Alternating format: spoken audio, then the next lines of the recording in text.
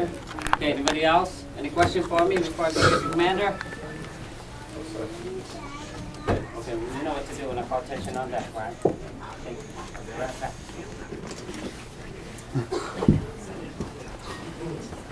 Can you hold it? Too close. Yeah, it's okay. I'm not getting tired. Neither am I, so don't worry. If I can figure out how to work it. No picture of the I phone guess shop. Can you get the thing to work? And you can go to this here right here. As long as the commander can walk through. Come on, ma'am. You can go front if you want.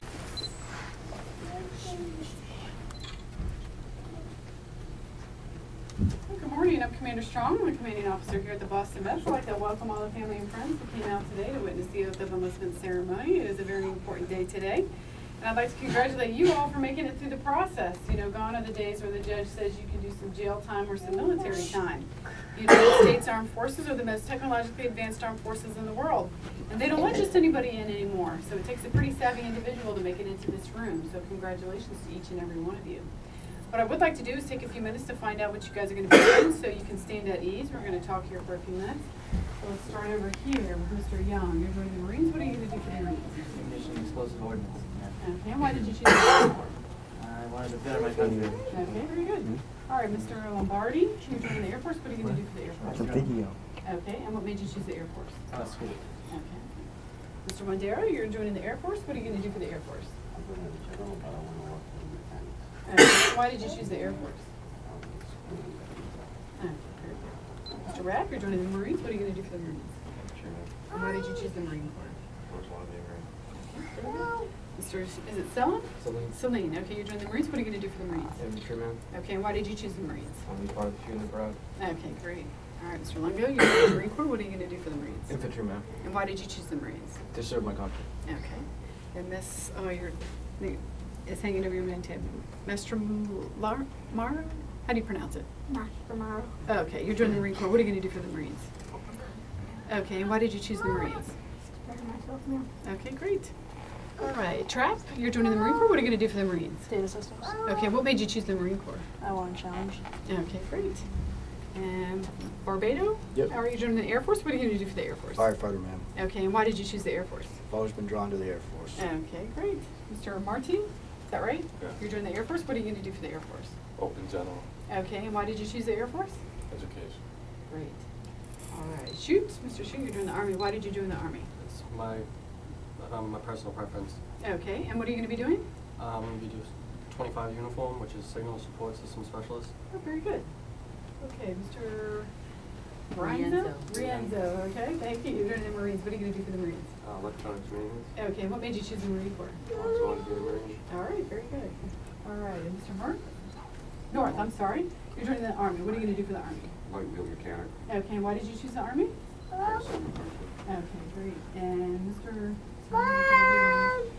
DeProfio? Okay, you're joining the Marines. What are you going to do for the Marines? Military police. Okay, and what made you choose the Marine Corps? I want to better myself. And Mr. Hebert. Okay, you're joining the Air Force. What are you going to do for the Air Force? Okay, and why did you choose the Air Force?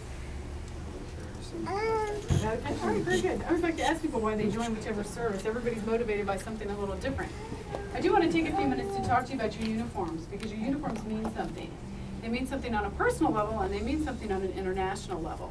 On a personal level, your uniform signifies that you belong to a bigger organization. And what you do and how you act is going to make a difference. So if you're at work and you're doing a good job, or you're out in town doing some kind of community service, obviously that will reflect well on you and your service. Now likewise, if you're out in town and you're getting drunk and you're acting stupid, that probably isn't going to reflect too well on you or your service, is it? No, so just realize that you are an ambassador for your service 24/7, and what you do and how you act will make a difference. Now on an international level, your uniform actually means something very different. How many of you have traveled outside the United States? A few of you? Okay, very good. Well, once you all start your traveling with your service, you will realize very quickly that there are many countries around the globe that are not like the United States. They do not have the GameStops, the Starbucks, and the grocery stores around the corner. And you all might be going to a war-torn country. You might be part of a NATO mission. You might be part of a humanitarian mission. And you're going to come into contact with people who have lost hope. They've lost hope not only in themselves, but in their governments too. And your uniform is actually going to represent freedom, peace, and prosperity to these people. It will actually be a beacon of hope for them. And your uniform will actually empower you all as individuals to bring about global change. And to me, I think that's some pretty exciting stuff. So I always encourage everyone, wear your uniform with dignity and with pride, because there is meaning behind it. So now with that said, I need to ensure you all understand 3 specific regulations, and then we'll go ahead and we'll take the oath. So who can tell me what fraudulent enlistment is?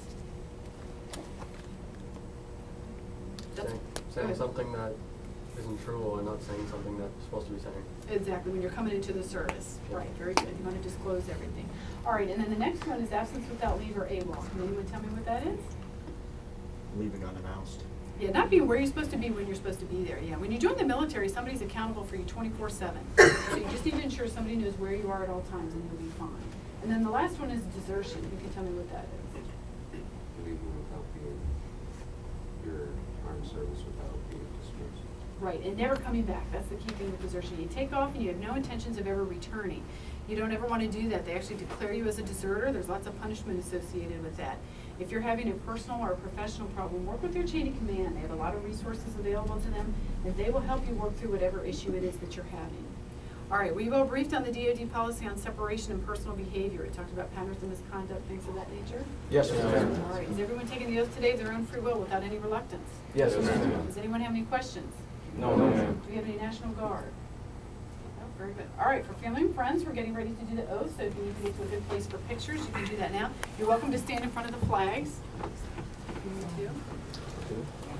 For you all, the oath is above my head if you need to follow along, so if everyone will please come to attention. Raise your right hand, and together repeat after me.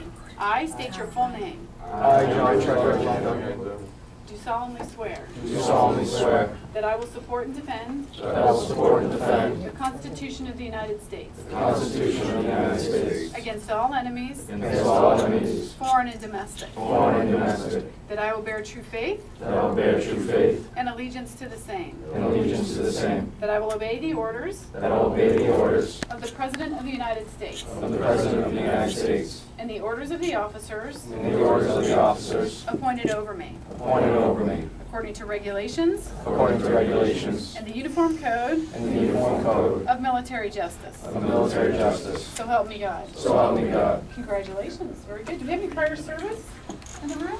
Yes, sir. What service? Marine Corps. Do you have any words of advice as they head off to boot camp? Listen to the instructors. Yeah, okay, very good. I saw a hand up in the back. Yes, sir. What service? Army. Okay, do you have any advice? One day at a time. Okay, very good. Anybody else? Any other? Okay, well, I know you guys are probably a little bit nervous about what's going to happen once you get to your boot camp this afternoon. That's perfectly normal.